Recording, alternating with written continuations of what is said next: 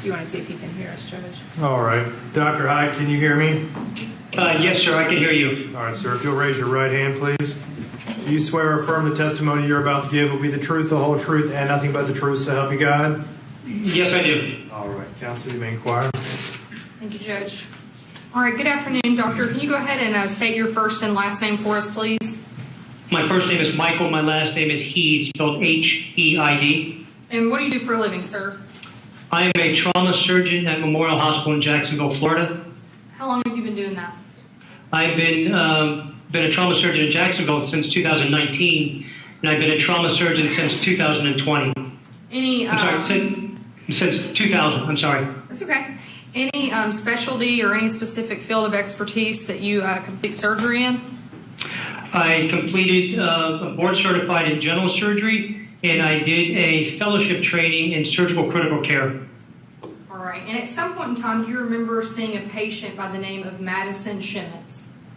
Yes, I do. And when was that? According to the records, that was on June 3rd, 2023. And what were the circumstances of you coming in contact with Ms. Schemitz on that day? Ms. Schemitz was transported to Memorial Hospital Jacksonville on the evening of June 2003 as a level 1 trauma alert due to sustaining multiple injuries to her chest and back, which were consistent with stab wounds or lacerations. How long was Madison under your care? She was admitted to the hospital on June 3rd, and she was discharged on June 12th, which was 10 days total in the hospital. Did she get to go home at that time? I believe she was admitted to inpatient rehab upon discharge from the acute care setting or the hospital. Okay. Now, you had mentioned your primary reason for seeing her were stab wounds. What type of damage was actually done to her body? Well, she sustained multiple lacerations, which, as per the verbal report from the responding EMS crew, was due to an altercation with a young male believed to be stab wounds of an unknown object. There were multiple lacerations to her back. During the initial evaluation, as we do from a trauma surgery standpoint, we diagnosed a collapsed lung on the right side, a collapsed lung on the left side, and then there were multiple lacerations to her back, a laceration to her right chest, and also her right upper extremity. Did she have any broken ribs or any other injuries that you can recall? I'm not familiar with broken ribs that I saw in regards to the medical records. She did have a thoracic vertebrae number 4 spinous process fracture, and she also had a ligamentum flavum injury. The ligamentum flavum is a ligament. It's fibrous tissue that connects the vertebral bodies together, and that was at the level of the T4, the thoracic vertebrae number 4 level. Okay, and Judge's permission to approach and get someone to work. So, Judge, this is marked right now as state's ID A, but I believe we do have a stipulation for it to come in. Defensive stipulation. All right. What was previously marked for identification as State's Exhibit A will be received into evidence as State's Exhibit number 1.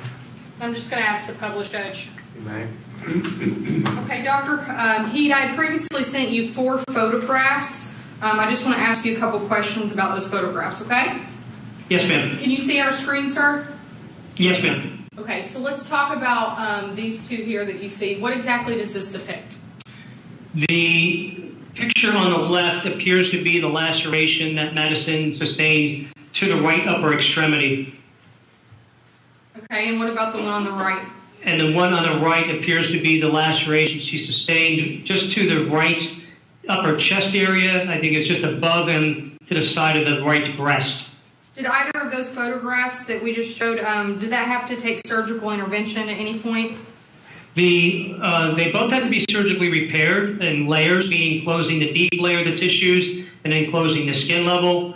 The one on the chest, or the picture on the right, most probably is the laceration that resulted in having a collapsed lung on that side, and therefore we needed to insert a chest tube or a tube that went into the right pleural cavity or the space in between the chest wall and the lung to evacuate air that accumulated in there from a puncture of the lung itself.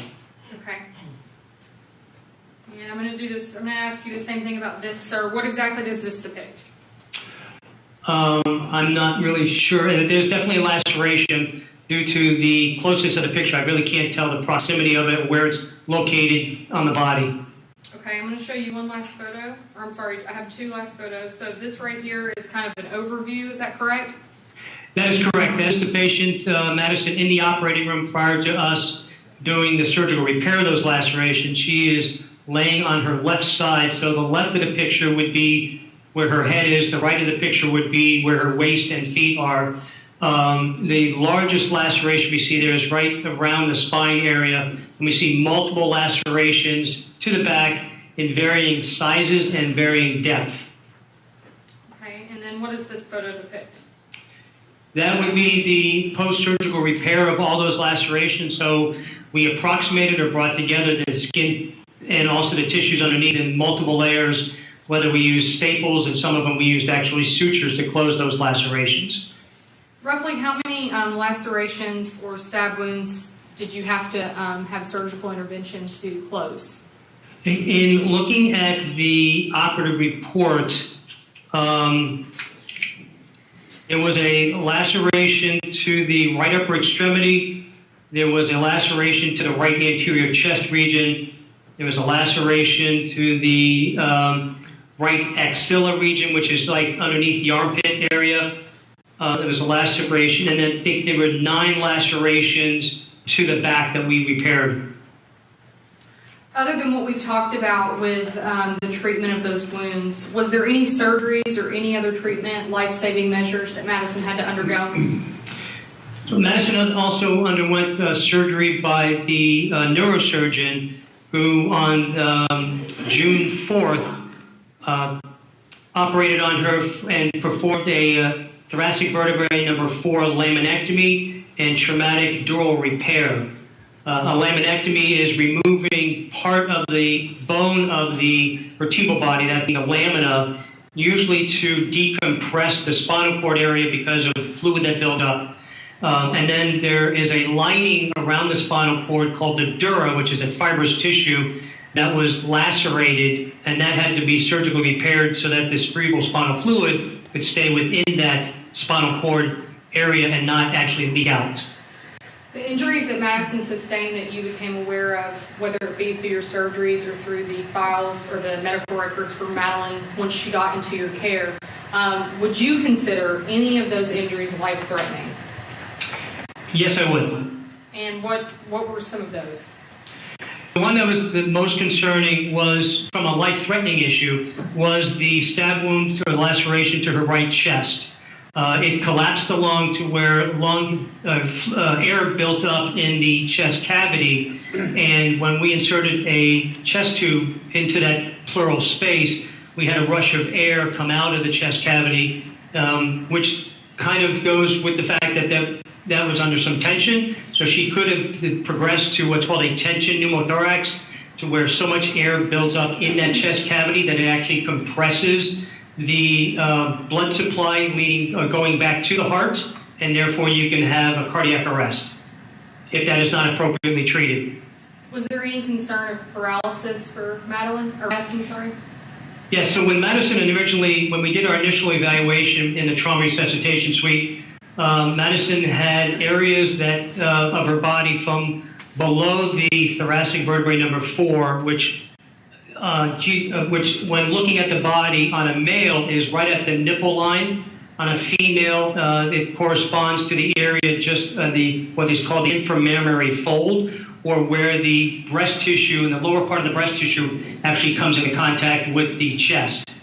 So right at that level, Madison had patchy areas of where she could actually feel some things but not feel a lot of things, so loss of sensation from the nipples down to her toes. And she had no motor function from below that T4 level, meaning that there was paralysis there initially on our examination. What, if anything, can you speak to for Madison's recovery moving forward? Any effects with the paralysis long term? What would you expect to see?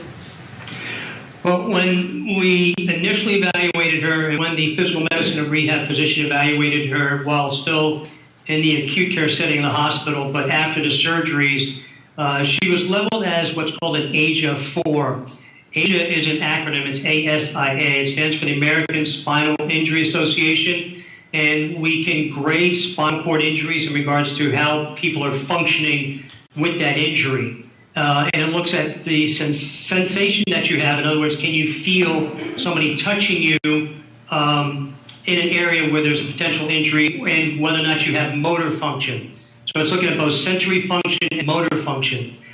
Madison was graded as a ASIA B. So the ASIA score goes from A to E, with A being no function and no motor or sensory at all, and E is no function. So she was a B, which meant she had spot areas where she could feel some things, but a majority of her body she could not have the sensation of touch, although the nipple line or the injury line.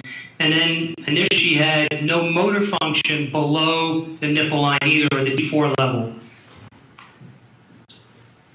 All right, one moment, sir. All right, thank you, doctor. You're welcome. Cross-examination.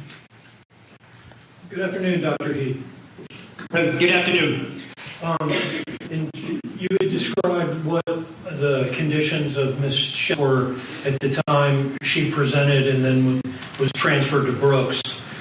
Do you know what her status today or her prognosis for recovery is as we are in the courtroom today? So to answer those two questions, I do not know what her status is today. I have not examined Madison since she left the hospital. I did see her walk through her graduation pictures, so I know she's ambulating to some extent. In regards to future recovery, we do know, and again, I'm not a specialist in physical medicine rehab, so this is just speaking out of what I know from the textbooks, that as an A to B injury, that you can progress and improve to an ASIA D level in about 40% of the cases. And ASIA D means that about half of your muscles or half the major muscle functions will have a muscle strength greater than a grade 3. A grade 3 muscle strength is that you can overcome your muscle movement through gravity, meaning that I can put my arm off my desk against gravity, but if I have some type of resistance there, I may not be able to do it. So a muscle strength degree is moving your extremities to gravity only. So we do know that about 40% of the cases with an initial ASIA B can improve to an ASIA D with some time. Okay. But specifically as to her status date, you're unaware. That is correct, sir. I have nothing further. Any direct? Nothing, Judge. Thank you very much, doctor. You can log off at this time. Thank you all. Appreciate it.